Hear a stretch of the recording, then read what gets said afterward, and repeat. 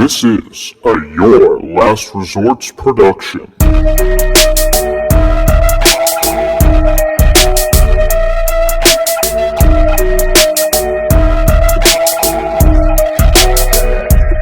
And welcome back to the Your Last Resort podcast with your host, Brandon Lejean. If you're listening, thank you for coming back. And it might be your first time watching as we officially now have visual. You can find it on YouTube.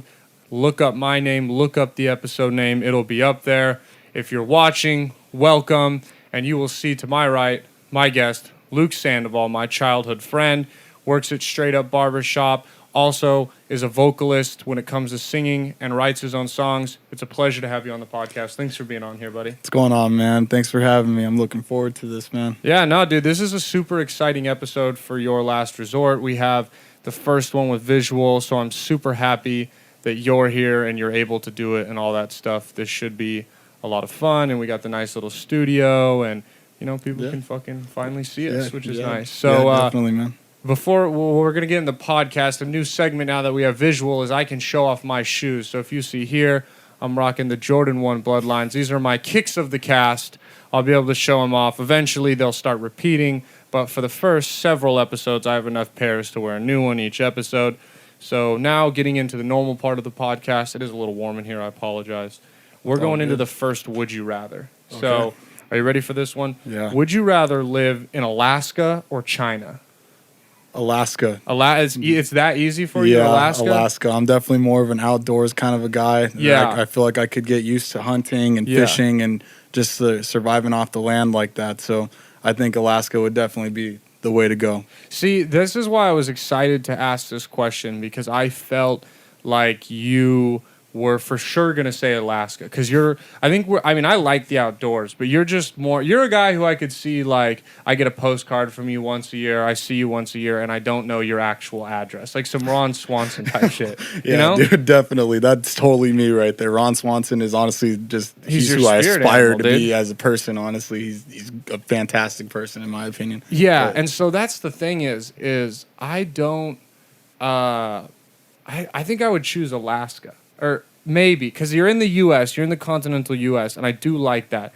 But I do love a big city and the hustle and bustle, and I think I would get very bored just being in the wilderness by myself. Yeah, definitely. That's where you got to, like, be careful with that for sure. But, like, you know me, dude. I'm all about, like, the small town vibes and just keeping it low-key. And, like, I don't need a bunch of stuff to be happy, man. Like, I'm cool with just keeping everything small and not really going all out and elaborate for a lot of things. So, yeah, Alaska is definitely mine. I get you, yeah. And here's the thing. I've never, like, been to Alaska, nor do I... I know about as much about Alaska as I do China. Same. And so, the thing is maybe, like, Anchorage or that other big city, I wonder what... Because that's kind of a big city. I could live there. And here's the thing is I'd much rather... If it's a decent big city, I'd rather live in America than China, just because, you know, we're like the superpower and we do what we want, and China is, you know, a little more freedom. Exactly. So I'm gonna go with Alaska. You've decided me. Definitely, dude. All right, so if you guys are watching, you know, you can see the beautiful studio here or just the upstairs of my parents' house. It's not as illustrious as it seems, but we got my little eagle poncho that I got from Mexico. I'm pretty sure you guys can see this painting to my left. It looks like my right on the thing. My uncle actually painted that, so shout out my Uncle Joey. It's one of my favorite paintings. We got the only Your Last Resort shirt hanging behind me. There's currently none on sale, so it's more just me blue balling you with that. You can see my dolphins, my dad's dolphin shit to the right, all that up there. You know, he wanted to have it in the podcast. And we got the little dog for Christmas, and yeah, so I'm super excited. I'm terrible at expressing emotion now. You guys can actually see my face. You'll see that. But this is like a super cool moment for me in my, like, you know, podcast history or whatever you want to call it. Definitely, man. Definitely. So you are a barber at Straight Up Barbershop. You work with my dad. If you guys have listened before, Stacy Lejean, he was on a couple episodes ago. You work there. How long have you been working there for now? 2 years this past October, actually. Okay, 2 years. So what got you into barbering? Because obviously we've been friends for a while, and I remember you getting into it. But for anyone listening who wants to get to know you, you know, How'd you kind of get into it? How'd you fall in love? Where did that all start? Honestly, this is kind of a little bit of a long story, but no, that's what podcasts are for. Are long. This is a long story. Yeah. So go ahead. I got you. Yeah. When I was a kid, I always had long hair growing up, but whenever I'd come to visit, because I grew up in the Valley, so when I came to visit my grandparents who live right here in Brea, my grandpa would always take me to this little barber shop out in Whittier. I can't even tell you what it's called, but it was a traditional shop, and I always liked it. Like, I would never get my hair cut from anybody but that guy right there. And then my grandpa, he was a super greaser type of a guy back in the day, and he was just always super slick and just always had his hair combed and done up right, and I was just something I got into. So as I got older and got into high school, and I kind of started getting into my own little greaser rockabilly phase, I remember that's when it was that's when it kind of just took off for me, and it just became something that I was like, wow, I can honestly see myself doing this. This is pretty cool. Like, I liked having my hair looking all slick and tight. Like, so when I get to cut people's hair and get them looking right, then that honestly makes me happy, especially when they're like super excited about the haircut themselves, and they're just when they're happy, I'm happy. So yeah, dude. I mean, that's a great answer. I mean, right there, if you're listening and you need a barber, you know where to find one. I mean, that's the cool story that there's kind of family roots to it, and like, you know, you've been kind of in a sense interested in it since you were little, because, you know, this is kind of your career path. Obviously, you can change at any time, but, you know, it's good to find something that you enjoy. And like, that's something that I've always thought is cool about like the barbershop lifestyle, is you guys kind of just get to like hang out and shoot shit like bros. You get to just kind of be a bro every day. Exactly, you know? Dude. This whole past week we were having a Marvel marathon. Yeah, that's awesome. Just movies on while it's kind of slow in the background. Get your shit done while you work. That's exactly, dude. And then plus you get like super close with the customers that come in, and like these past few, like this year we didn't do it, but usually we have a shop fantasy league, and that's honestly so fun to do, because you get to just talk shit with the guys that come into the shop, and everybody is just always just kind of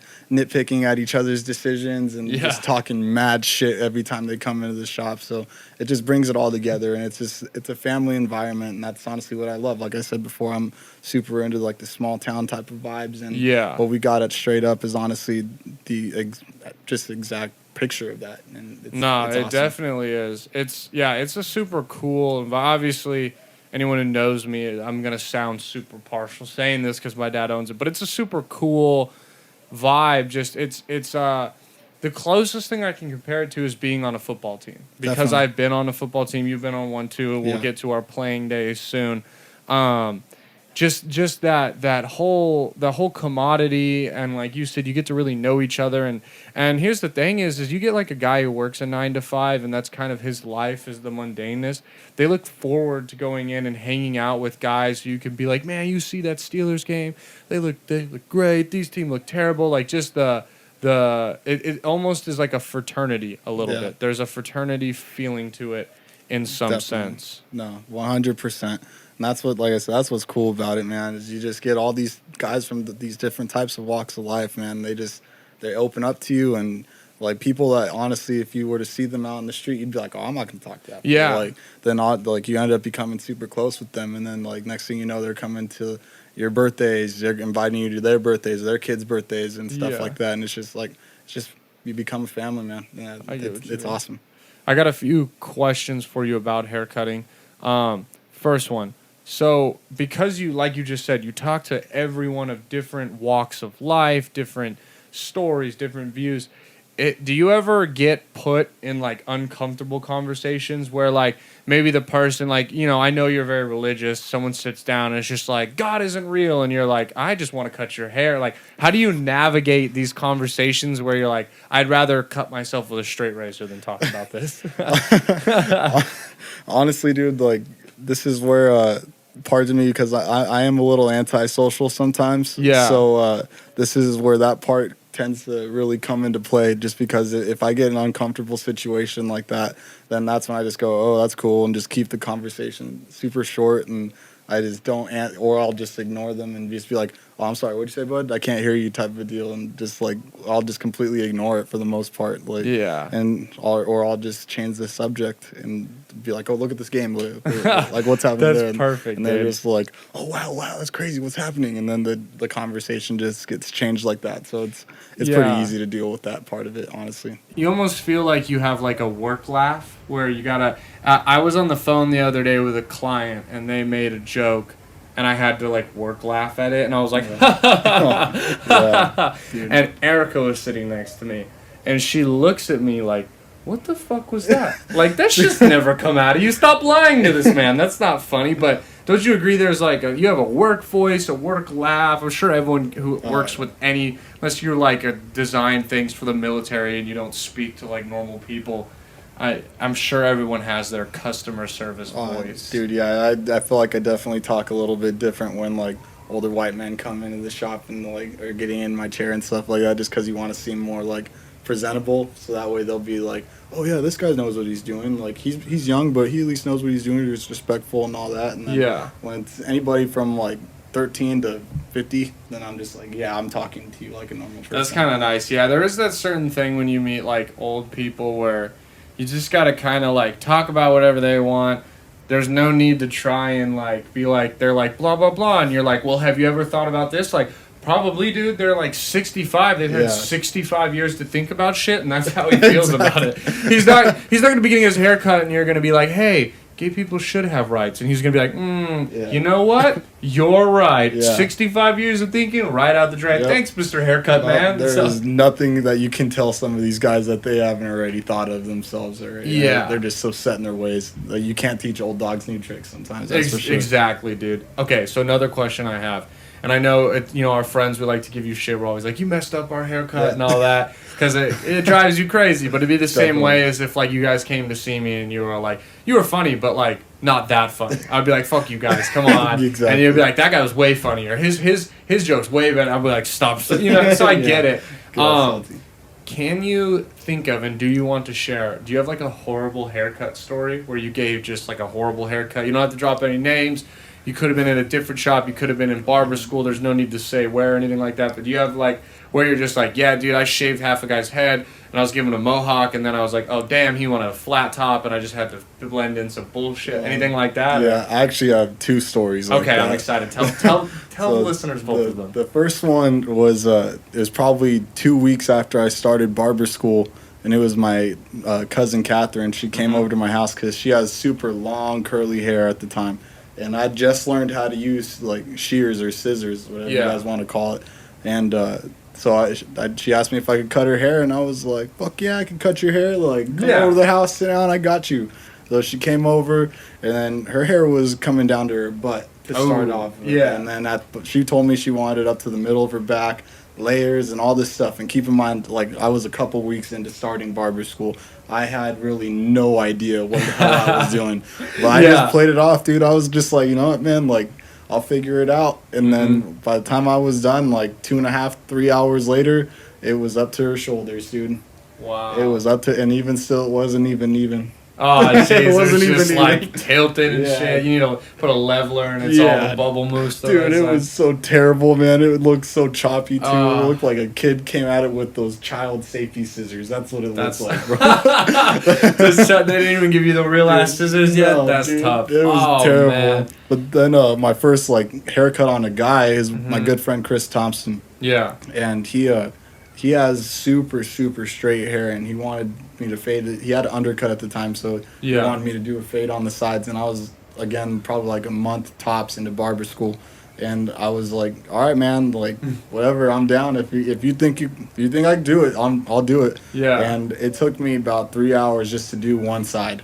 And that side honestly came out pretty good. Yeah. And then after those 3 hours, it was like 1:30, 2 o'clock in the morning. And this guy was like, dude, just leave the other side. And it was just a hard line. Like, there was just no fade whatsoever. That's a good friend, though. Yeah, dude. It was he's a good guy, dude. But it was just, his mom was so pissed off at me the next day. She was like, what did you do, dude? What did you do? I was like, I'm sorry, but he didn't want to sit there anymore. And it was just, I couldn't help it, bro. But it was so funny. I'll never forget that, just because that's how I started. You know what I mean? Yeah, no, but that's like such a good, funny story to build off of. Because as like comics, everyone has their terrible bombing stories and stuff like that. So that's so awesome that you have stories like that. And it's good that you started on a friend. And like, also, here's the thing: while the friend is being nice, deep down they're also kind of banking. Like they also were like, "Hey, give me a free haircut from a guy who's done it twice." Like, that's your fault. Exactly. You know what I mean? Yeah. Like, you would never go to the mechanic and they'd be like, well, we got this janitor who's really into cars. And you'd be like, yeah, sure, let him mess with my car. Yeah. So,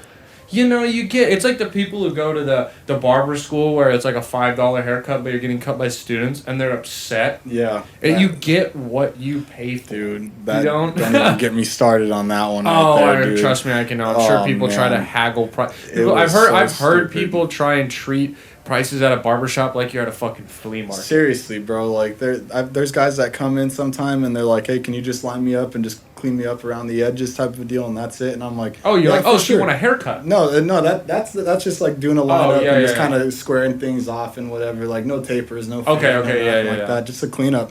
And then I'm like, yeah, for sure. Like, how much is that? About $10. Just something cheap, you know? Yeah, no, that's a completely reasonable price. Yeah, but then like I'll be done with it and I'll show them the mirror and they're like, damn, bro, that's fresh, man. That's super fresh. Do you think you actually taper me up right here now too? And like, could you do that? And I'm like, yeah, but that's gonna be $25 instead of on top of the 10. It's gonna be the haircut price because you're now getting a haircut. Yeah, dude. And they're like, oh no, I don't want to do that anymore. Like, are you serious? You can't hook me up like that? And I'm like, well, one, I don't know you, and two, no. Like, this is how I make my money. Like, why are you being stupid? Exactly. You know what I'm saying? Hey, for anyone right now who's watching or listening, if you're like, well, that's not fair. Let me make a perfect analogy for you. If you're with a prostitute and she's just giving you a nice old-fashioned hand jimmer, you know, and then you're like, hey, can you put your mouth on it? And she's and she's like, that'll be $25. And you're like, what? Why? Because now it's not a hand job, it's a blow job. So when they charge you more, it's because now it's not a cleanup, it's a haircut. Dude, you know, you want the beard?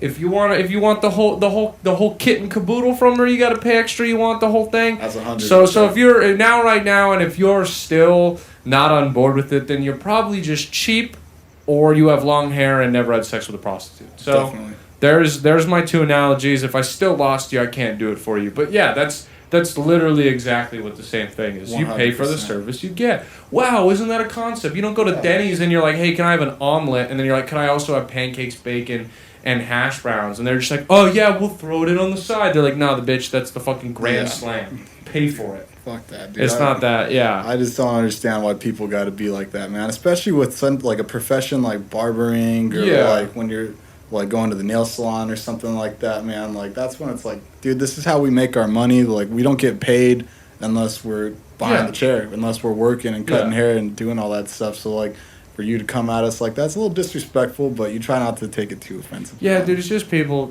are always going to try and get cheap shit. It's just what, and also like paying $25 for a legit haircut is so cheap. You ever ask a girl what their fucking haircuts cost? I'm sure you know better because you're in the industry.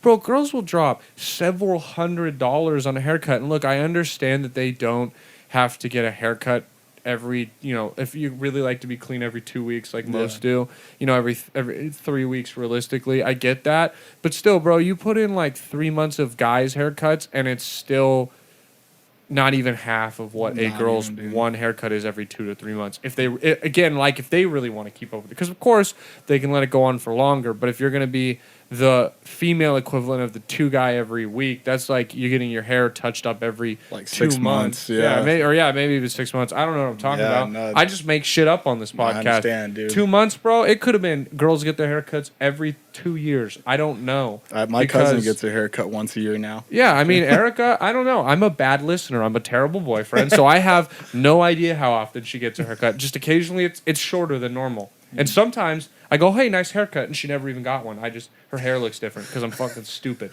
So don't listen to me. Dude. People, it'll be fun now that people can watch because I say things with such confidence, but like when I'm corrected, I might still be like, oh, yeah. But on my face, you can be like, oh, he had no idea what he was talking about. And people now can watch how often I just talk out of my ass, which I'm super excited for them definitely. to be able to see. It's like it's like texting. You could actually see like... Yeah, we're on FaceTime now, bitch. Yeah, exactly. Like, our relationship listeners just went to a whole new level. Definitely. And you might not like me as much. I might be getting dumped by some people. I'm trying to think any other. Okay, so another question I had. So you told me about the terrible haircuts. Do you feel like there's a certain haircut that you excel at, or is that kind of a weird question to ask? No. That's not like a weird question. Honestly, I'd say like my favorite haircuts to do. That's a better question. What's your favorite haircut to do? My favorite haircuts to do is like a classic pompadour, like a classic slick back, something that's got more length on the sides that you could kind of push back and still like style and make it look clean, like an Elvis pompadour. You know what I mean? Yeah. Something clean. Like, I love doing those types of haircuts. But my best haircut that I can honestly knock out of the park every single time with confidence would probably have to be like a skin fade slick back. Okay. Or like a skin fade comb over with like a part. And I really like that you were like, my best haircut is a buzz cut. Because look, boring. We all know enough that would have been a fuck you answer. Yeah, you know what I mean? That's awful. I'll be like someone working at a restaurant. They're like, my best food is heating up the soup. You're like, yeah, everyone can heat up the. I could give an all right. Yeah, you could get I can give an all right buzz cut probably. You know, most people can. Most people buzz their own hair, so it can't be that hard. So thank you. Okay, so.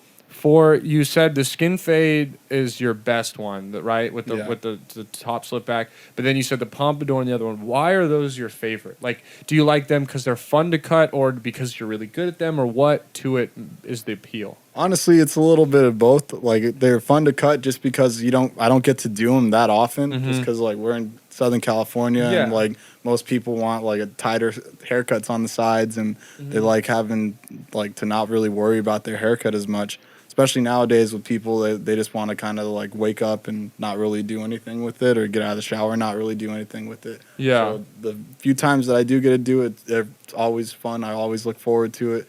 And then too, it's like what I said about with my grandpa growing up and all that with the barbershop and growing up, just like really liking that rockabilly type of look and liking that music and just like the whole, like, I guess, quote unquote lifestyle of it.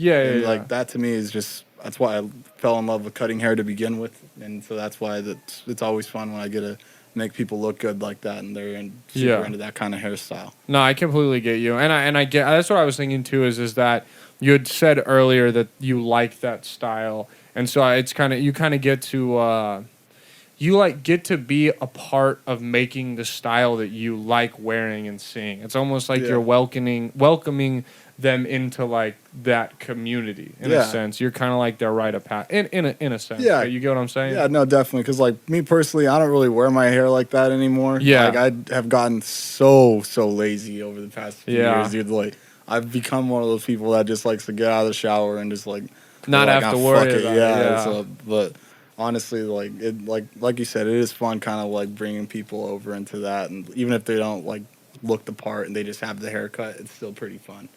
Yeah, no, I totally get you. All right, so this is the part of the podcast where you share how much you make annually with us, and we want to see your tax returns. So I hope I'm just fucking with you. That was all I wanted to talk to you about with barbering. I wanted to get into you make music and you write music, and so you do vocals and you play some guitar, right? Yeah. Okay, so for those of you who don't know, Luke does vocals. What is the best word? I would the music that you do vocals and write for, I would say screamo, but is that like calling would that be calling like an indigenous person an Indian? Or would it be like calling a small person a midget? You know, like is the word screamo offensive? No. Should I start apologizing right now, or like write my apology to the screamo community? If people get offended by that, then fuck them. They probably shouldn't be. That community seems like they would all kick my ass. They all a bunch of crybabies, man. Yeah. Like that's the thing. Like and that's me talking shit, but I was like a super emo guy. You know, you saw that. I guess there is that emo side of it where I might actually hurt their feelings. Yeah, exactly, dude. I wouldn't either. Like, people want to, like, in all genres of music nowadays, people want to just feel like they're superior, or just in general, they just want to feel like they're superior to other people. So, like, they're going to, like, put like all these labels on things and throw subgenres at you and all that. But like to me, dude, I just call it metal, man. Like, okay, yeah, I call it metal or hardcore. Like, yeah, no, that's like, a better way because it's not like because I've heard some of your music and like Screamo does kind of put it in a box because you do have a very like metal sound and you guys do kind of move all over. Like from what I've heard, all over metal. You're not just like not every song is like about just putting your head through a wall. Yeah, you know, for lack of a better way to describe it. Yeah, no, and that's lyrically too. That's what we've tried to do too. Since we started the band when we were in high school, is we didn't want to like be all cringy and super emo, like we were all like trying to kill ourselves every day, or like we're going home and cutting ourselves. You know, like we weren't trying. Sorry if this offends any of you too, by the way. But no, it's you know what. Yeah. They can close their phone, you know? Turn it off, dude. You already gave me a view. I appreciate you. He's just, you know, hey, look at me. If you're going through that shit, you're going to be okay. Seriously. I don't know why I'm the one helping you get through it, but I hope that I am. I know everyone is like looking around like, you're not talking to me. We're all right, man. But, you know, if not, you know, you never know what you go through. You never know. Yeah, you never know who's listening, dude. Yeah, exactly. I mean, also, yeah, whatever you go through. But I get what you're saying. Like, there wasn't even a knock on anyone. You're just saying there is a certain lyrics where, like, the lyrics are just going to be sadder. There's in all genres. There's sad rap songs. There's sad rock songs. There's party rap songs. There's turn-up rock songs. There's all that. So you're just saying you guys weren't trying to go for this straight-up, like, metal where or screamo where, you know, it's, you know, my feelings and this and that. You guys wanted to be able to be on a brighter spectrum than just sadness. Yeah, no, and, like, that's what's kind of, like, I guess... I mean, it's kind of the irony of it, though, is because, like, all three of us are notoriously pretty, like, sad and angry. You guys are all very emotional people. Like, we're all very, like, sad and angry. Like, I mean, I know me personally, I struggle with depression and anger a lot, so that's why, like, that's, like, a lot of times, like, when I'd be writing lyrics, I'd find myself, like, going, damn, like, all right, these are, I don't want to sing this. This is kind of, like, this is a little too much for me to put out there, you know what I mean? Yeah, there's nothing wrong with that, though, because it's like the idea of a song, or I always bring everything back to comedy because it's a comedy podcast. Like, jokes is, if I go tell a joke, like, I have a joke where the topic, this is going to make it sound worse than it is. I'm not going to tell it on here, but it's a joke about, like, rape, and it has to do with the subject of rape. And I'm making fun of, like, the idea of like the virtue signaling of it, but I'm also making fun of like the idea that like people like, you know, like forcing rape on people and like I'm like talking in a circle right now. Like the joke idea itself is that I'm talking about like a girl's post who said that like we have to repost if rape is bad, and if we don't repost, we're saying we don't believe in it. Yeah. And the whole joke premise is like, who the fuck doesn't believe that rape is bad? Like, that's something that we all believe in. And I joke about it never do I think rape is funny. Like, never would I want rape to happen to anyone I want. But as a comedian, I'm joking about it because maybe someone who, like, you know, has been a victim can be like, yeah, that is funny. Like no one told me when I got raped, like, oh, congrats. Like, good job. Like, was it nice, you know? That Cordell Patterson just housed the opening kickoff for the half. That was sick.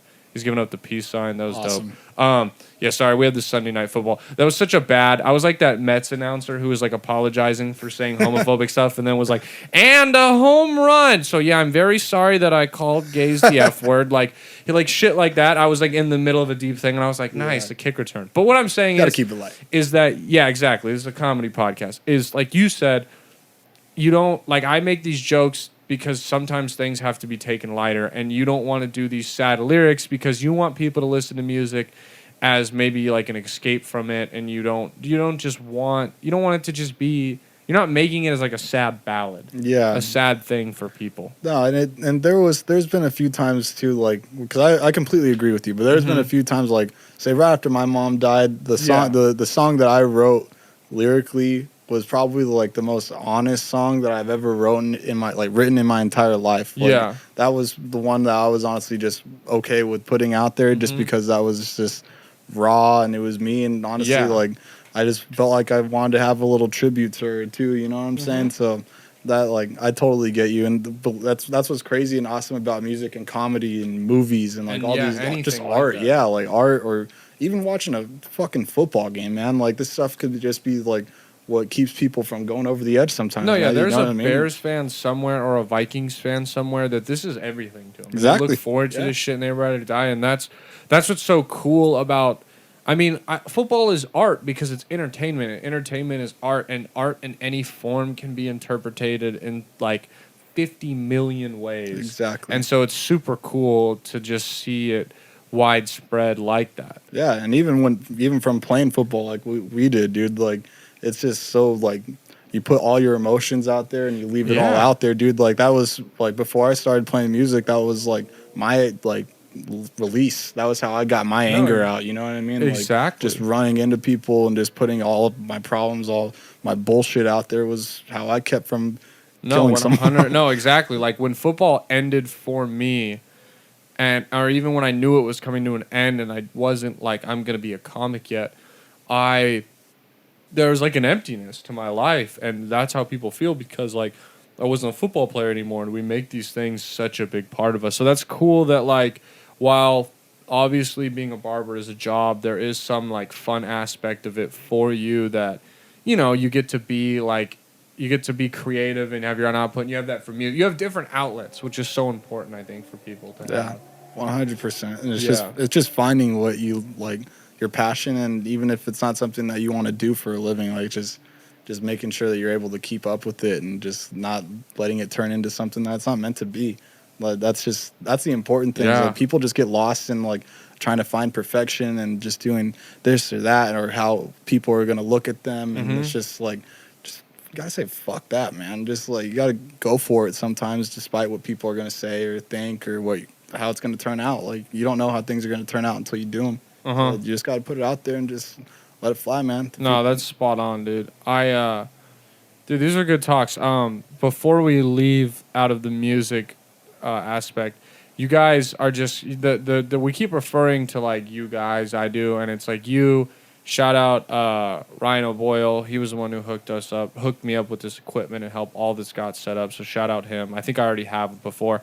And Noah Valencia is the other one. You guys don't necessarily have a name for your group, but here's the thing: if you are interested in his music, they can hit you up, and I'm sure they can get it to you. If it's on somewhere, I'll link it in the bio after this and all that. Okay, so what I wanted to do is before we're gonna get into some of the segments, I'm gonna you haven't heard this story. I wanted to share it with the listeners, and I'll just tell you it, and that'll be a good way. Stand-up comedy's going on in like a very limited fashion, and I did a show. It wasn't a show; it was an open mic this Wednesday, but it was super cool because it was the first time that I did 15 minutes on stage. Because for those of you who don't know, like these open mics that you go to when you start off, you get 3 to 5 minutes are like most of your stage time, which is very short. You get to tell a handful of jokes. If you're bombing, though, honestly, 5 minutes can feel like a long time. But you don't get to do a lot of long sets. I've done a 10-minute set probably like 4 times in my life, and I was doing a 15-minute set for the first time. And I was excited. I was like, I feel like I have enough jokes to do it, enough funny stuff that I want to tell. And I went down to this bar to do it called Goodies in San Clemente. And the best way to describe it is I walked into a MAGA rally, or, it wasn't, I won't say like a KKK rally because it's not like people were just screaming racial slurs, but it was, I say a MAGA rally because there was MAGA gear. And let me remind you, this is post-election. You know what I mean? He lost, whether you like that or not. It is what it is. And no one was wearing a mask. Like, I was one of the few people wearing a mask in there. The bouncer came up to me and was like, "Hey, you don't have to wear a mask in here." And I was like, what do you mean I don't have to wear a mask in here? So I hung out outside a lot before my set, but it was Veterans Day too. And San Clemente is right next to a base. God, the name of it is escaping me, and that's going to piss me off. Pendleton, there you go. Thank you. Pendleton's right there. So there was a bunch of Marines there. Just Marines, Army men, all types. I say Marines because some guy came up to me and was like, "Are you a Marine?" And I was like, "No." And he's like, "We're all Marines tonight. We're getting fucked up." Oh, wow. So this is the type of people that I was dealing with there, dude. And I am nervous because this bar is loud. And the open mic is a comedy, play your guitar, sing karaoke open mic. So like a few people, I have 2 friends do comedy early on. They do good, they do decent. It's just so loud in there. I can't even hear them from the back of the bar, and no one's listening. You're dealing with just this crazy ass crowd, and they go on, they leave, like another hour passes because they put on a karaoke act and then 2 musical acts, and they each get 15 minutes. So like it's now 45 minutes later. I'm nervous. I saw how that crowd reacts, and I'm starting to get like I'm starting to feel like I'm playing a football game. I'm getting the stomach. I'm getting real nervous, dude. And I'm like, holy fuck, like I haven't done 15 minutes yet, and I'm doing it in front of this just vicious ass crowd right now. And you'll appreciate this. So I went in the bathroom, trying to calm myself down. I looked in the mirror and I was like, hey, you're fucking funny. Gave myself a little pep talk. I came out, and now there is a female comic on stage before me, and she is bombing. Like, they are not giving her the time of day. She's quiet, so no one's listening. And she's 4 minutes into her set, and she's like, I'm going to get off stage. And I don't blame her, but it is, like, brutal.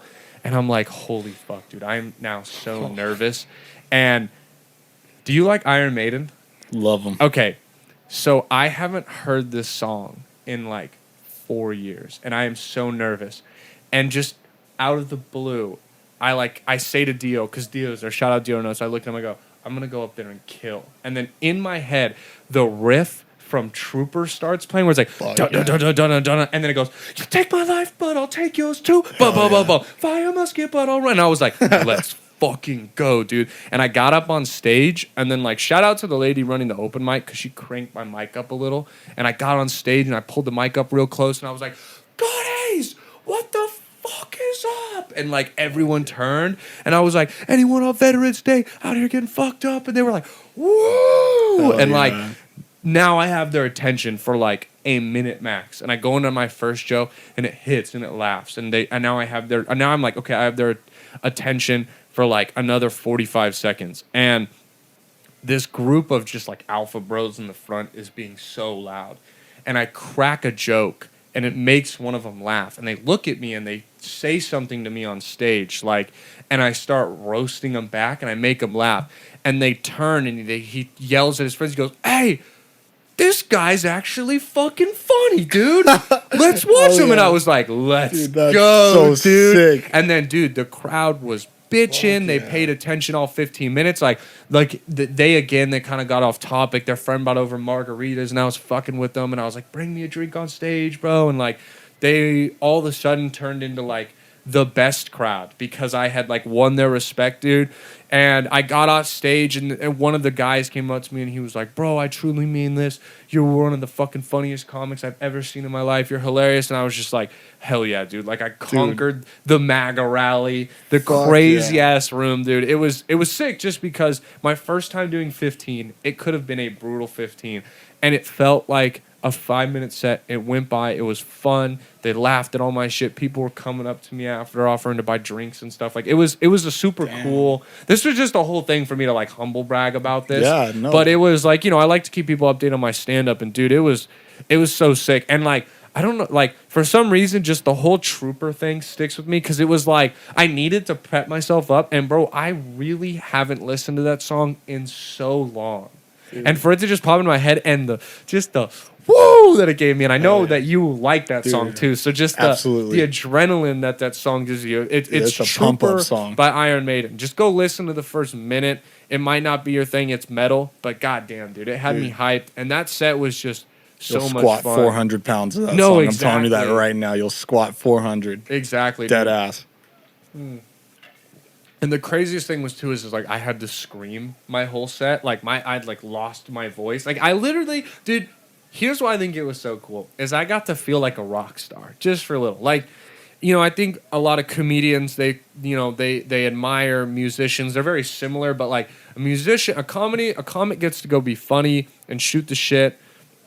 and then like a rock star gets to go shred. Like both can be adored, but they're different types of like adoration you receive from crowds and stuff. So like just to go on and be like, God is like, I will never probably have another set.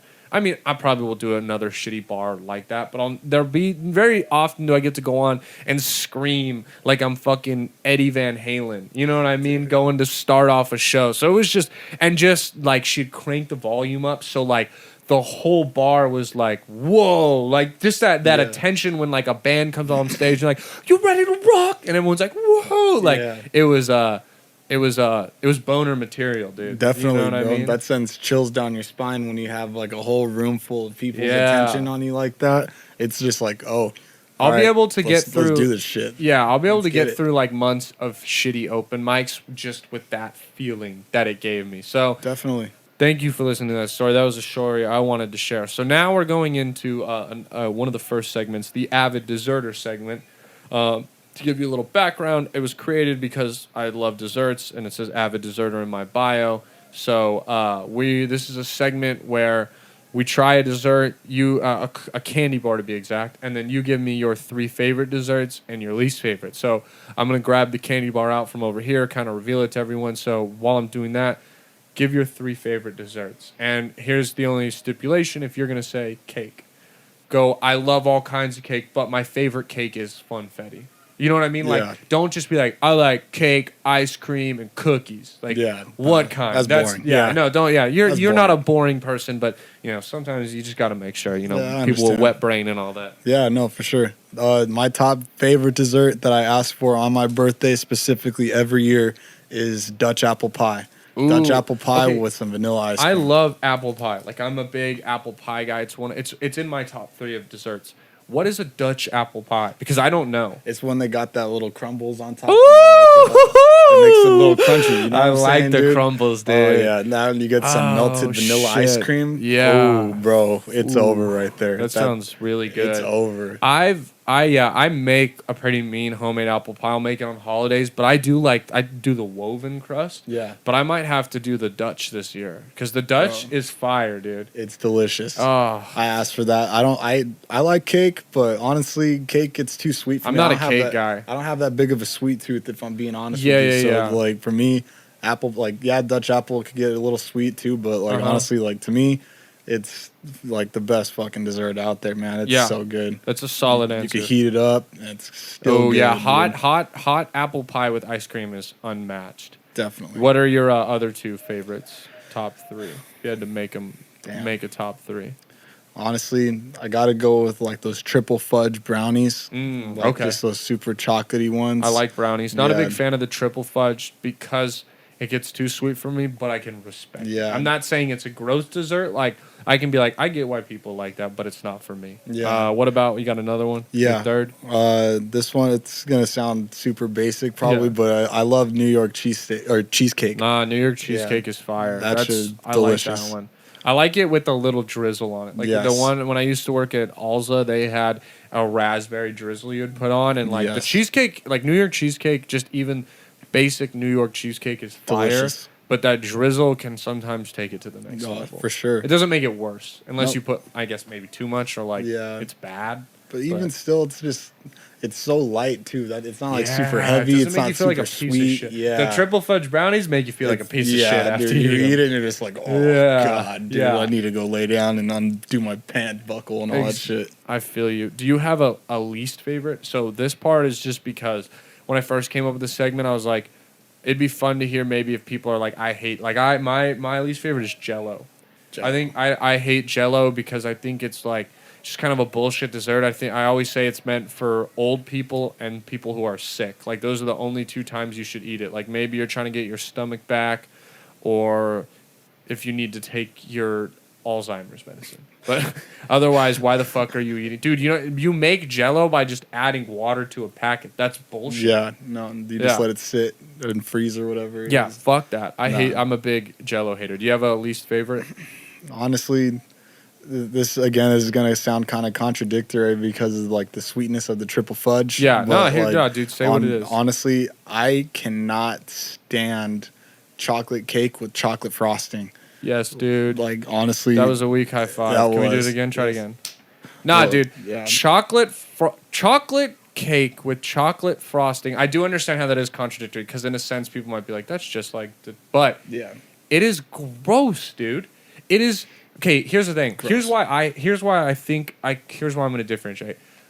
A triple fudge brownie is like... all the fudge is packed into the brownie. A chocolate... I hate cake because I hate frosting. Same. Frosting is a child's snack. Dude, disgusting. I get why a 5-year-old is like, fuck yeah, give me some frosting. Let me go swim in the pool. Oh! Yeah. Just like, you know what I mean? Just full of intensity. Like, let me go to sleep at 8 o'clock because I had so much fucking sugar. But like, what grown adult just is like, this spoonful of frosting on top, and like frosting itself with any cake is gross. So you go chocolate on chocolate frosting. This is a good one, dude. I equally hate that. Well, no, so because have you ever had nothing bundt cakes? Yes, I do. I love nothing bundt cakes because they do the drizzle of frosting. They get it. They're good. Oh, what's a good analogy? You know, okay, ready? We're going to get sexual again because that's just how my mind works. The bundt cake is like that girl who she's like, you're the bomb girl. You know, she's everything you want in that. Now, the chocolate cake with the chocolate icing is the girl who gets her sex based off pornos. You know? And she comes in and she's just like, yeah, fuck me, woo! You know, bitch is punching you and shit, going insane. You know, hey, if that's your thing, you know, not gonna shame you by any means, but that's chocolate cake that's what a chocolate cake with chocolate frosting is the girl who's like, I'm gonna scream like I'm auditioning for a murder film the whole time we have sex. And I saw this on porn and I saw this, and the bundt cake is a normal person, a sexy normal person who's like, hey, I get it. I get what you want, and I'm going to give you just enough of it. That is the best way to describe that, dude. That's the best way. My mom's not going to like that analogy, but you know what? I apologize, Mom. It is what it is. Yeah. That's definitely... Yeah. Yeah, fuck chocolate cake with icing. That's a good one. Yes. Okay, this is good because you're here too, because you're part of this. Erica would like me to clarify to all the listeners that her least favorite dessert is not cotton candy. It is cotton candy ice cream, which I know you are a fan of. I love cotton candy. Now, here is the thing, man. This man, Luke Sandoval, gets the most childish dessert I've ever seen from Cold Stone. You are a 22-year-old man with a beard who orders cotton candy ice cream with gummy bears. That's a childish ass dessert, dude. That is not too different from chocolate ice cream with chocolate. I understand, but you know what, man? It is just so fucking delicious to me. Hey, I get it, dude. I can't explain it, dude. That's just my palate, you know what I'm saying? Hey, here's the thing. It's bomb. I gotta go with the don't knock it till you try it, because I've never had it, so it might be delicious. But yeah, I just thought that was Erica. I mentioned it again on the other. I was like, yeah, Erica says she hates cotton candy, and she was like, no, I meant ice cream. Can you please clarify that? And I was like, okay, I could hear. This is perfect. Yeah, exactly. You can hear her saying. I was like, that's perfect to clarify it on Luke's episode, because you're the only person I know that eats cotton candy ice cream.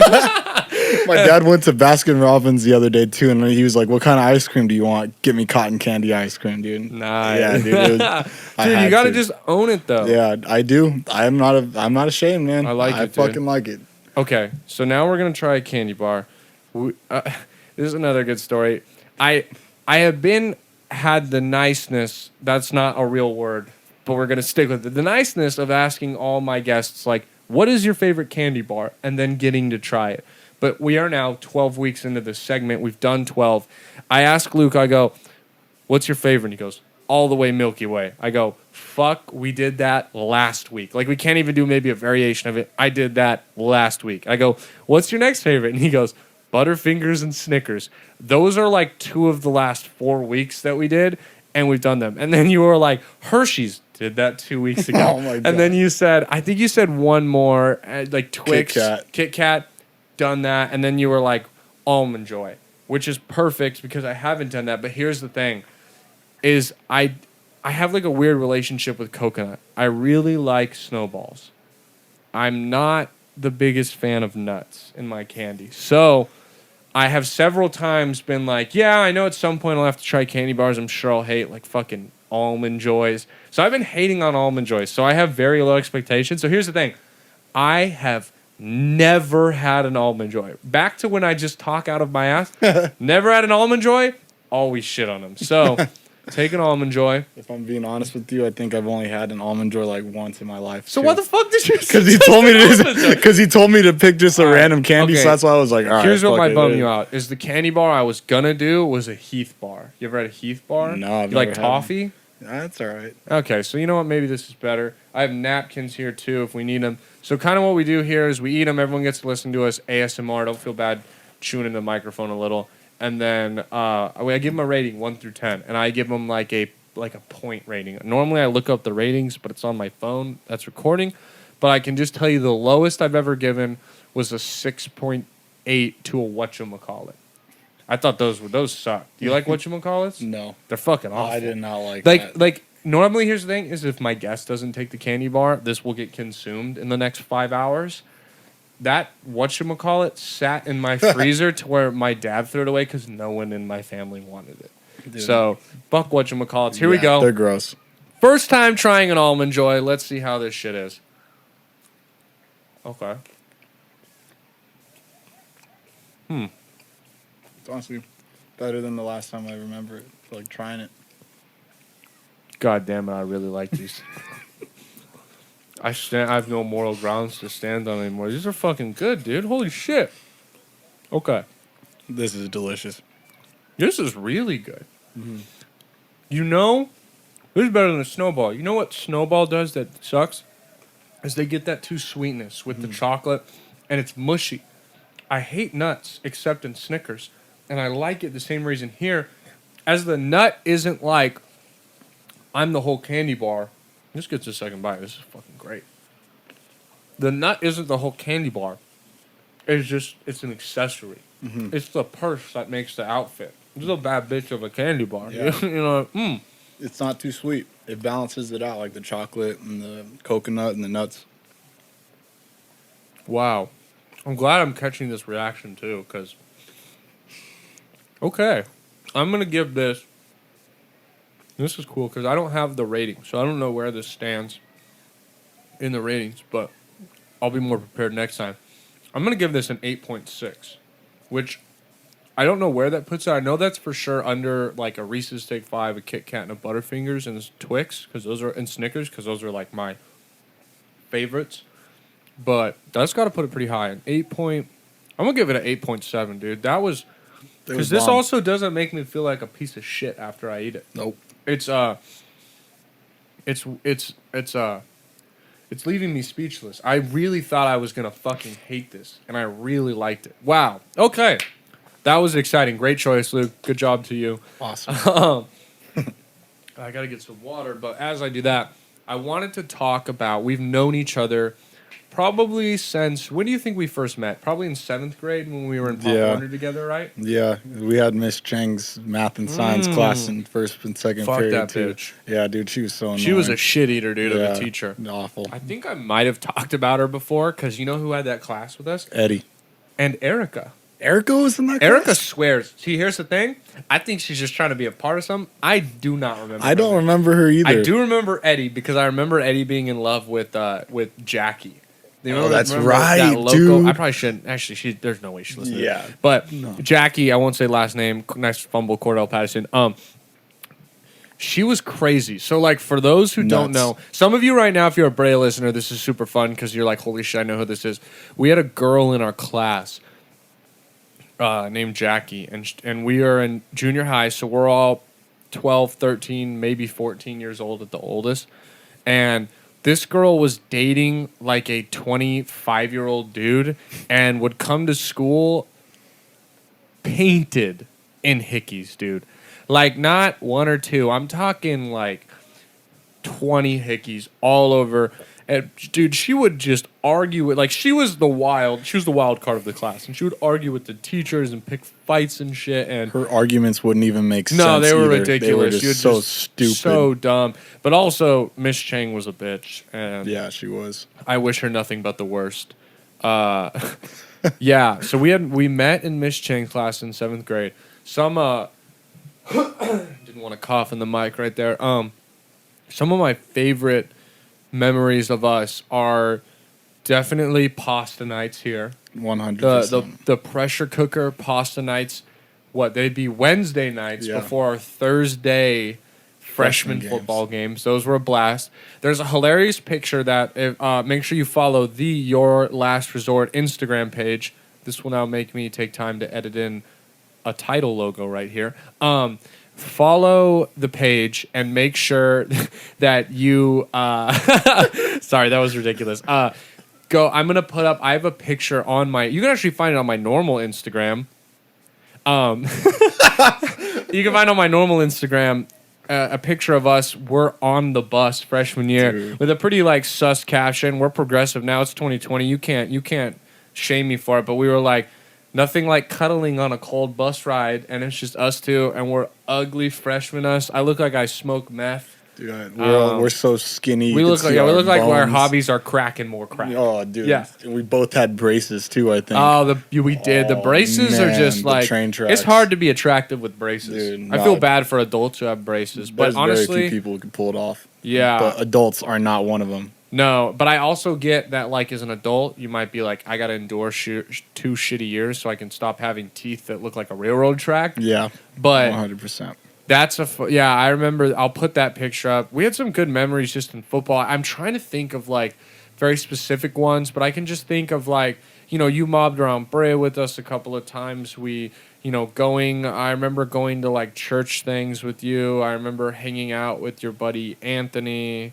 Just like super random, different stuff that we all did together as a kid. Is there any like crazy stories you can think of that I'm missing besides just those? They're not crazy, but they were just normal stories. I'm trying to think. Were you here when we saw Gatto with Jen Frazier freshman year? Yes, at the park. I was. Dude. We shouldn't say much more than that. But that was a really funny moment. Oh man. Yeah. Well, I will say no more than that, just out of respect to people. But that's a great memory. Were you? You would hang out with us sometimes when we record up here. We had those memories. Did you? Sorry, Mom. Were you ever here when we were like probably like freshmen in college and we would just get hammered drunk up here, like me, you? No, Zach? I wasn't hanging out with you guys yet again at that point, just because. I think we like kind of you were doing our own things. Yeah. That was when I was really into like the band stuff, and then that's when I started cutting hair too. So we were also like football douches, and you stopped playing football. Where you're like, you quit on us. Yeah. Why would you do that? Like, hey man, all of us aren't gonna be football players in 2 years, except maybe like 3 of us who go play college. Like, what are you doing? And we've like talked about it, how we were just like we were such like alpha bros. Like, you are part of the creed. You are one with us. Like bullshit like that. Yeah, dude. We've just known each other forever, and like we've hung out a bunch, and just random ass little memories of doing things that are slipping my mind. A lot of them involve us just drinking and getting turned up, fun shit like that. Definitely. Okay. We are gonna move into another segment. This segment is the Dumbass of the Week, brought to you by Red Foreman. Dumbass! Dumbasses! Dumbass! Dumbass! Dumbass! Dumbass! Dumbass of the Week this week to you is the people of San Clemente in that bar. There's a nice little tie-in that I brought to you. But this was even before I wrote this. Unfortunately, Orange County and 27 other places in California just went back into the purple tier restriction, which now means I'm really glad the edited version I saw said barbershops can operate with restrictions. But like restaurants are now outside eating only. Gyms are closed unless you can have an outdoor gym. Which if you're looking for a gym that you want are still willing to wear a mask, and hit up my boy Zach Arnold. He'll train you for the Lolo. And all these other things went like everything's back into basically how it was like 4 months ago when we first started opening back up, because dumbasses of the week, like people in San Clemente, don't wear masks. Whether you think it's fake or not, do you realize put your fucking mask Yeah, here's the thing. man. You think it's fake, play along with the joke. Wear a mask, and then guess what? You can eat dinner inside because, dude, it's about to start getting fucking cold. And I don't want to eat my Korean barbecue in 45-degree weather. Me either, dude. All because you can't wear a mask. Straight up. And then, too, on top of that, like, with the shop situation a few weeks ago when a few of us got the COVID, too, man, like, that's just, like, honestly, and I'm not gonna sit here and say that this whole time I've been like super afraid of COVID and like been like super about wearing my mask, because I honestly, like, for the majority of this time, honestly thought this whole thing was bullshit too. Yeah, but, like, I would still wear my mask, but that's the thing. We wouldn't make the guys that came into the shop wear their masks. Like when I was cutting out my house, I didn't make people wear their masks either, and like I was doing okay, but once we started like kind of pulling the mask down a little bit on both ends of it, that's when we realized, like, that's when we got sick. And it's so easy not to do it. And I know this, people are like, well, if you're watching, you're not wearing a mask right now. That's just because he works with my dad, and you've had it, so you're safe. And you're basically part of my inner circle, because you see my dad every day, and then I see my dad every day. And then we've also, like, us and, like, a few others have made, like, the pact that we're, like, the group of people that will have beers around a fire, like, socially distanced. Yeah. So, but as more guests come in, I'll probably there'll be episodes where I'm in a mask, especially if I just I don't know you, or I don't know what you've been up to, because, yeah, dude, people just don't give a fuck. So, congrats, man. We're back into it. Hopefully this vaccination comes out soon. Yeah. Because I saw some shit about some, but you never know, dude. Exactly. Now we're going to move into another segment. We're moving into the Would You Rathers. I know we did one earlier, but we're going to go over 2 more Would You Rathers that I had for you here today. So if you can't think of an answer right away, I'll start just blabbering and talking about how I feel about it, because I've seen these. So would you rather have a piece of food visible in your teeth at all times, or a little dribble of pee on your pants always? So this is it's a ridiculous question, right? Because it's 2 very minute things. Now, immediately I go teeth, because I think of how embarrassing it is to have something in your teeth. But also, like, I'm chilling right now in these black pants, but if you're wearing, like, any pants that aren't black, and even some black pants, you can see that drip and that drop. And if it's always there, someone's going to notice it eventually. Yeah. Because, look, we've all been there. We've all not shaken properly. Yeah, definitely. We Girls, squeeze off real quick. In case you don't know, guys, girls, you wipe when you're done. Guys, we just shake our penis around, and that's how we clean it, and that's why we're grosser than women.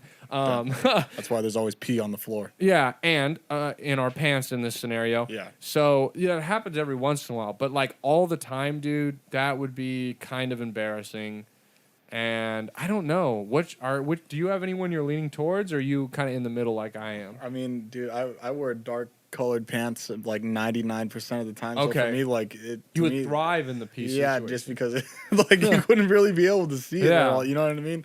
But like honestly, I think I'd got to go with the pee on the pants thing. I think I'm gonna go with that one. I do wear khaki pants where you could see it, but my t-shirts normally are kind of longer and they'll hang down. And I guess I'm not super, and I could just always be like, I spilled water. Why are you looking at my dick, bro? Like, exactly. You could pass you it could off. Play that off so But the easy. thing in your teeth is like, that's just embarrassing. Yeah. Because not many people are going to just say, like, hey, bro, like, you got something in your teeth, unless they're like a homie. You know what I mean? Or like no, a exactly. lady or I never, like, when people be like, hey, sorry, there's something in your teeth. I'm like, don't apologize. You are nicer than everyone else who fucking didn't tell me. Yeah. So I'll always, but yeah, dude. And then the whole thing is you're like, there's something in your teeth, and you're just like, oh, yeah, I know. And then it's just still there. Yeah. So, it's just, yeah, I'm going to go with the pee dribble in my pants. Yeah, definitely. All right, so we're 2 for 2 together. So now, this one I wrote, I tend to steal a lot of these. Like, these previous 2 were not of my own mind creation, but this one is partly mine. Would you rather have the agility of the main character from Assassin's Creed, or the strength of the main character of God of War? Ooh. So now, to put it into things for you, the agility of the Assassin's Creed character means you can, you can climb walls like that. You can jump from building to building. You could do that swan dive thing. I forget what it's called. The leap of faith. The leap of faith. Yeah. You could do all that, and you could do it because you get the agility. Now, you don't have the assassin part, so you're not like a skilled assassin if you could train to be one. And now with the God of War, you have that strength, but you don't have godlike powers. You can still get shot right in the forehead and die. Oh. It's just you have the strength, so you can pick up a brick wall. You can pick up a car, which one are you gonna go with? I think I would go. I think the agility one is cooler. Yeah. But the strength one is more practical because it would be nice. Like you're like, I need help, take all the groceries in one run.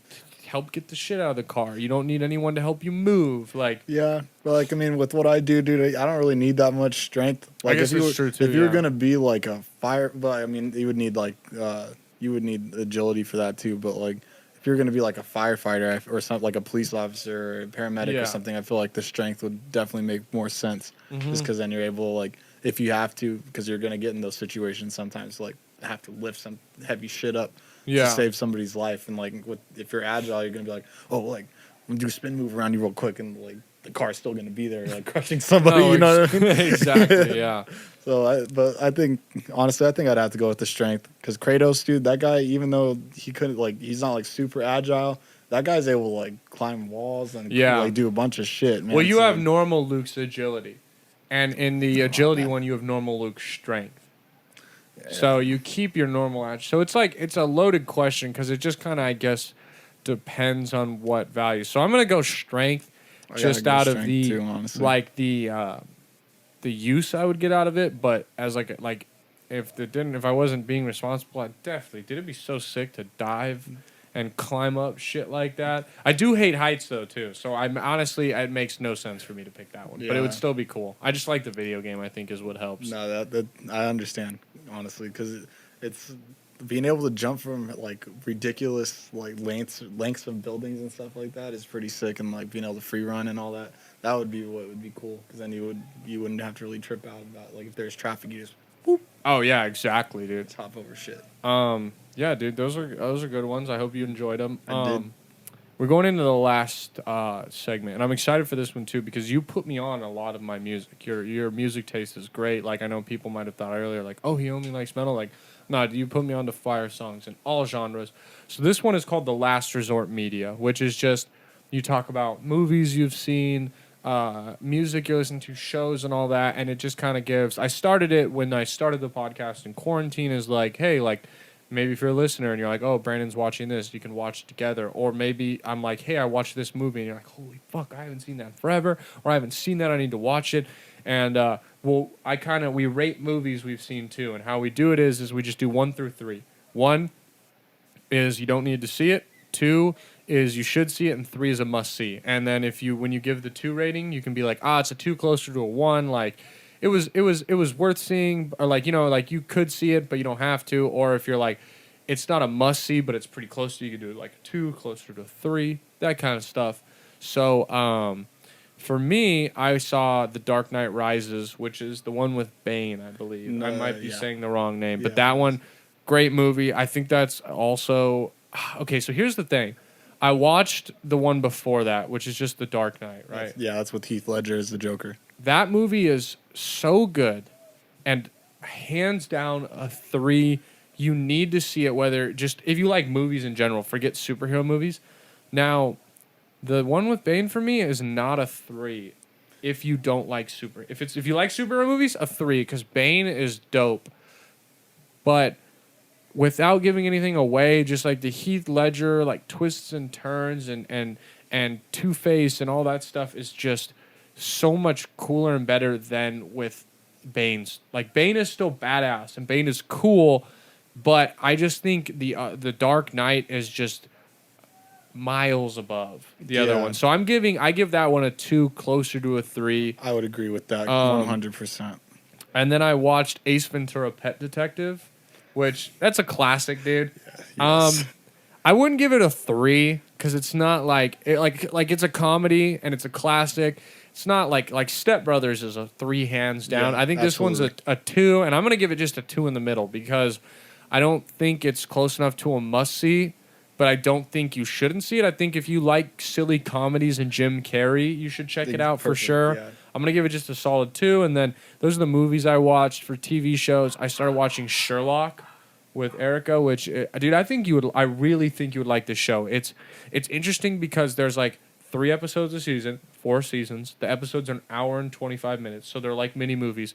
And Sherlock and it's Benedict Cumberland or Cumberbatch or whatever the fuck his name is. The guy who plays Doctor Strange, great actor. Yeah, absolutely. But it's set in modern times, so it's not like Sherlock trying to figure out like, oh, the candle blew out and then she was hung from the gallows. Like it's like he was shot, and the last thing he posted on social media, and it's fucking dope, dude. It's so good, and I know you like those suspenseful like thriller things. Yeah. It is so good. And Erica had been trying to get me to watch it forever, so I got to give her a shout out for putting me onto that. But that movie, what's it on? It's on Netflix. It's done too. Like they made the 4th season, I guess. This is what Erica said, and like, there's no like, hey, we're not making another season, but there's no like, we are making another season type thing. So I'm pretty sure it's, especially with Benedict Cumberland or Cumberbatch, whichever. Do you know which one is his name? I think it's Cumberbatch. Yeah, I think it's Cumberbatch. Cumberland might be like, I think isn't like Cumberland University. I don't know. Yeah, anyway, I'm pretty sure it's Cumberbatch. Yeah, so Cumberbatch, Doctor Strange is in it, and it's on BBC too and stuff. So it's like well produced because that's like their biggest network over there. I really like it, dude, and I think you should check it out. Yeah. Any listeners? And then me and Erica also like, because we can't always just get in an hour and a half show. We started watching New Girl again, and I've seen New Girl before. It's just I don't know. It's very much like How I Met Your Mother in that, like, for lack of a better word, where it's kind of girly, you know? But it's really funny, and, like, Bill Burr's in it for a couple episodes and stuff like that. I liked it the first time, and she wanted to watch it again, and I was like, I liked it enough that I'll give it another chance. And I've kind of forgotten most shit, so it's fun to go through it. So that's what I've been watching, listening to. I mean, not anything. Like, I went back and been listening to some Iron Maiden. I've had Sunflower by Post Malone and Sway Lee stuck in my head. So that. Same with 8675309. That song's been stuck in my head. So I've listened to that a couple times. And yeah, those are kind of all the music I have to suggest. So that was a lot. But this is where put on some movies, anything, kind of just like what I did, and then give them a rating and we can talk about them and all that. Okay. Well, as far as TV shows, I just finished How I Met Your Mother for the first time. Great. And that was I liked it, man. Like, yeah. The ending was like, I hate the ending. It was cool, dude. Like, I didn't hate it, but I didn't go like, oh yeah, that was like perfect. Like, yeah, like we won't spoil anything in case you're watching it or haven't watched it. But it's just like the way the show is written is they had to decide who the mother was going to be at the start because they use those kids. Like, if you notice in the late episodes, it's like the same kids' reactions going, huh? What? Yeah, like the same stock. Because all those kids like are like, one of them is on Wizards of Waverly Place, and like they're like successful actors now. So they couldn't, and it wouldn't make sense that like he's like, all right, here's the end of the story, and they're like, why are you 27? Like 9 years later. Yeah. So they had to film the thing early. So I get that. But now that I say that, that almost gives them less of an excuse for what they did. Because, again, without saying anything, the way the ending is the way they develop the series and the characters, the ending almost becomes... Like it becomes unrealistic and wouldn't make sense and just stupid. But they had to do that. But it's like, you knew that for all 9 seasons. So why didn't you just not write yourself into a corner like that? If like you were running out of stuff to where you had to put yourself in that corner, like then just end the show. Yeah, exactly. Or go a different. Yeah, they just it seemed kind of rushed. Yeah, too. Like, no, exactly. It seemed like yeah, just ran out of time. And I hate that the whole last season takes place over like a 3-day span in real time. That shit, like 24 episodes. Dude, yeah, by like episode 12, you're like, we're on the first day still? What the fuck? Like, it gets just bullshit. And they're all changing clothes still, too. You're just like, what is happening? Yeah, they're in like, you're like, this is the 12th different outfit you've worn today. Yeah. Like, what the fuck is going on? Yeah, I just, great show. I've also seen that show completely through twice. And yeah, just each time I get so frustrated. I don't know if you've looked it up, there's an alternate ending that they included on the season 9 DVD. You can look it up on YouTube. Wow, all right, and I gotta listen, look at it. It's the ending we all wanted. Really? That's all I'll say. Okay. And it's great. It's simple, but it's the ending that they should have just fucking wrote. All right, I'll have to watch that for sure. Okay, any other stuff? Sorry, this show gets me passionate with anger because I think it's one of the worst endings to a show I've ever seen. Oh man, my dad and I actually started watching this show not too long ago. It was like Man vs. Wild or something like that. It's on Netflix. But the whole point, Bear Grylls or whatever. No, I don't think so. Like the whole point of it is like it's like a competition with like 9. It starts out with like 10 people, and they're all like master hunters, master like fishermen. Like they're people that if they had to and doomsday were to hit, they would be the ones that you would want to surround yourself with because they're gonna know their shit's gonna be on lock no matter what they got going on for them at that point. You know what I mean? But so it's just like them. They have to like build their own shelters, and then they gotta hunt, and they gotta be able to survive like in the dead of an Alaska winter for like 60 days or something like that. And like obviously people like, cause shit hits the fan, like fires start because like they didn't set things right, or like they get attacked by animals or whatever, and like they're having to get rescued, or they fall and injure themselves, like just crazy stuff that happens, and like just them trying to survive.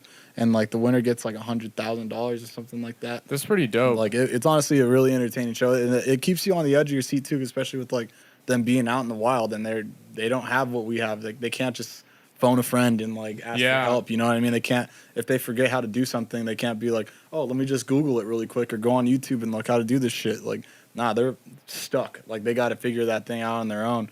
Well, Dalvin Cook is hurt. Oh, that's not good. Wow. Yeah, right now we're seeing Dalvin Cook hurt. This is a good game. It'll be fun watching the end of it. My parents said you're welcome to stay for dinner, too, if you want. I don't know what we're making, but it's bulgogi. That's what we're making. Nice. So, I don't know. People are like, we don't give a fuck about that. No, that show sounds dope. Like, me and my mom watch Naked and Afraid a lot. Ooh, so this is like, this sounds cool because they're not naked, which, like, it's a cool, like, spin, but I don't really care. But that's cool that you kind of get like some people with experience. Like I think that would be fun to watch and all that. So I'm gonna have to check that out for sure. No, definitely. And then another show that I regularly go back to is Peaky Blinders.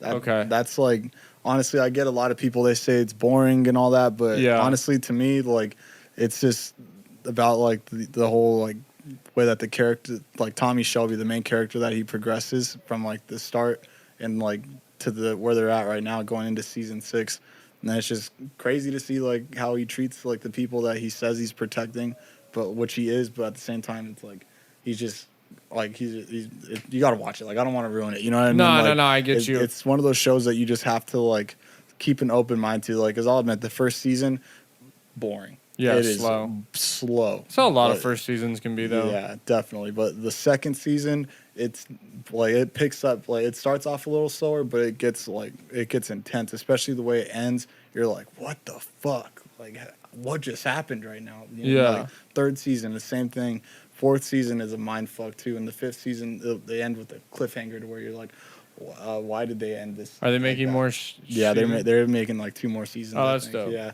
And then movies, Extraction with Chris Hemsworth. Have you seen that one? No, I saw you suggest it the other day on the poll. Is that the one, the new Netflix one? Yeah, Is it good? Dude, it's fucking sick. Okay, I'll check it. I like action movies. I get really nervous with them, and especially like the ones produced like the ones produced by Netflix. Sometimes they can get corny. Yeah, no. Because I hate a corny, like nothing's more draining than like a 2 hour and 20 action movie where you're like, I've seen this plot 70 times. This wasn't anything special or cool, but like that Orlando Bloom one, the new Orlando Bloom one. Yeah, but I do love cheesy. A good one, like those good actions. Like I think the last really good one I saw, and this is like, it's only because I saw it recently because I had never seen it, was like District 9. Oh. Like that movie's phenomenal, and so you give that one a 3. Dude, Extraction? A 3. I'll do a 10 out of 10, bro. I'll watch that at some point soon. I want to. So sick. Like the beginning part of it, like.